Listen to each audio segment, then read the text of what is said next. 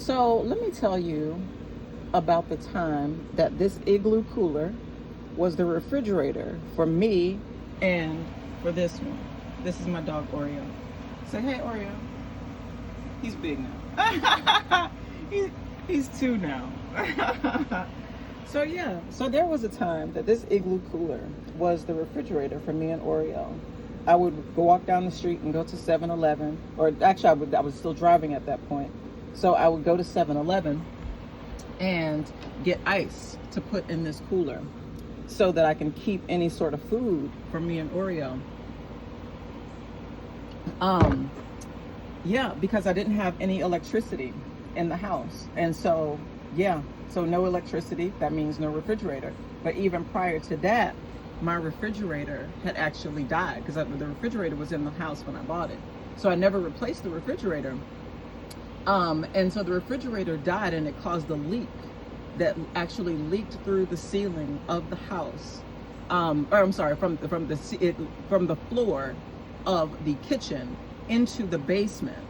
And it caused the ceiling in the basement to collapse.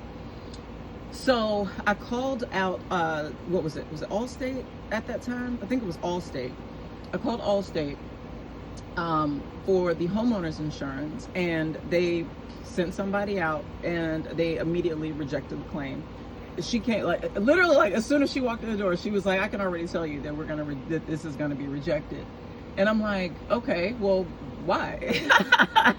Right? And so she's like, oh, this water damage has apparently been here for a long time. And I'm like, okay, I see what this is, right? So I'm an attorney, right? So I'm like, yeah, I see what this is, right?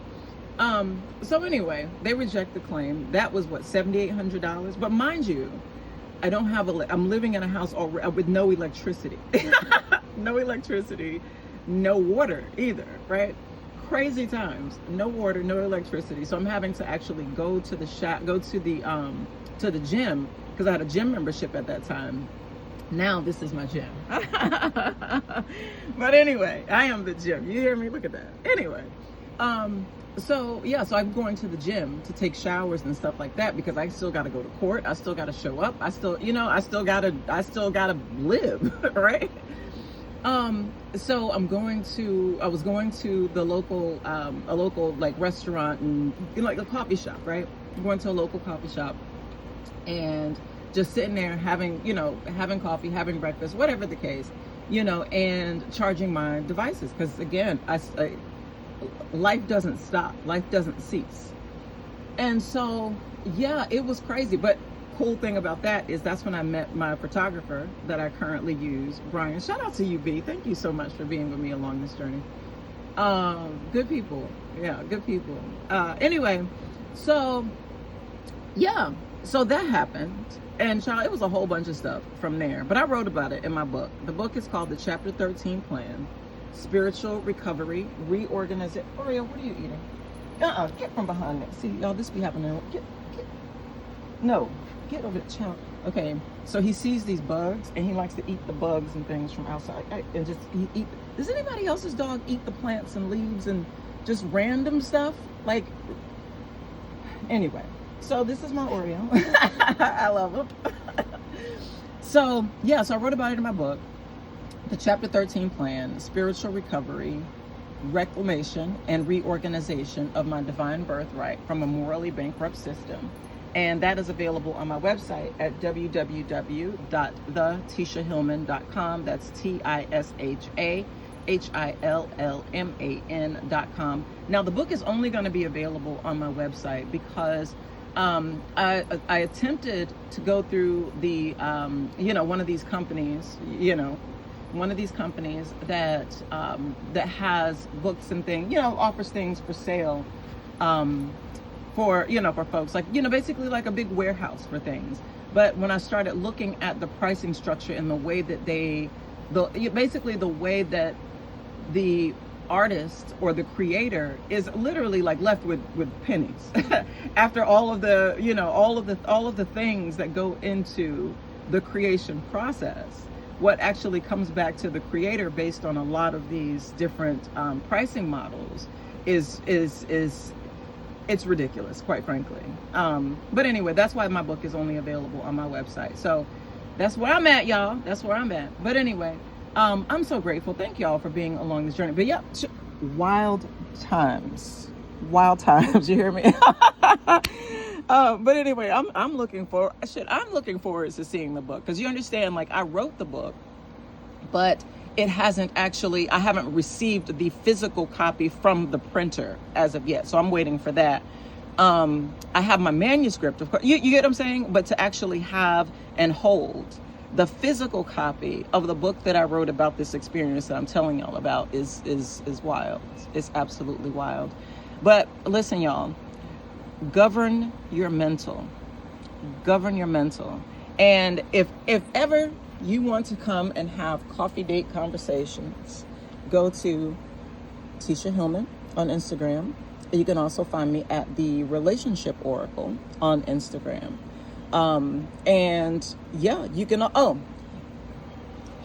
May 23rd, 2026 at noon, I will be introducing you all to a new product from Matt. This is not it, right? This is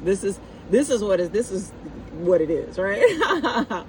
But Madam Huile, which is my company that is essentially, I won't call it a spin-off, if you may. It's an evolution from Conscious Creations, because Conscious Creations is still there, right? We still have Conscious Creations. We're still consciously creating things and, making body butters and all of the things for the family. But what I decided is I started working a lot, specifically over the last year or so. I started working more with live plants and when I say live, I mean as opposed to dehydrated for teas and decoctions and things like that, or I specifically should say teas. So I started working with the wild plants and things, and really working with the energy of the wildness of nature and creating and all of the things. And so that led to the evolution of Madame Huile. And that is French for the Lady of Oils. So before people knew oils for their vehicles and for, basically to keep the cars running, they actually had a spiritual, we use them for spiritual purposes. We use them in our temples. We use them on our temples, right? Placing oil on the head, right? We anointed with oils. But eventually, humans and what they do, right, started using the oil for production in vehicles and extracting oil from the earth and things like that. And you have to understand, the oil is actually the lifeblood of the earth, right? And so you're literally fighting wars over the blood of Mother Earth. You see?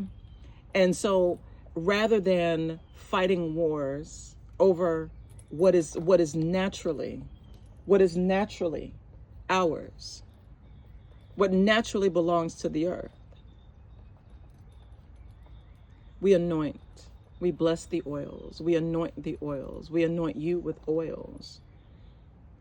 And so that is how Madame Huile was conceived, from the knowing and the inner awareness that oils are sacred. They are sacred. And so they should be treated as such.